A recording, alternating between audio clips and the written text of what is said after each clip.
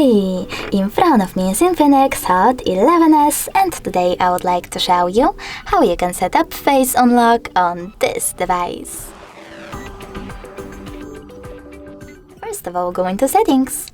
Now just Security section over here and tap on Face Unlock. Following that, you need to enter your current screen lock and choose Enroll Face. Then read the disclaimer, choose Next, and keep your face in frame. It might take a couple of minutes.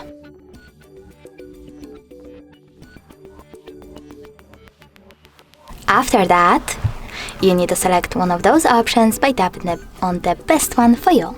Swipe up to unlock after the screen lights up, press power button to unlock directly, or press the power button to unlock and stay at the lock screen.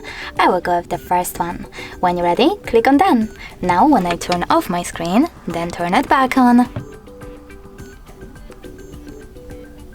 I can see that face unlock is working properly. Thanks so much for watching. If you enjoyed this video, don't forget to leave a like, comment, and definitely subscribe. Bye!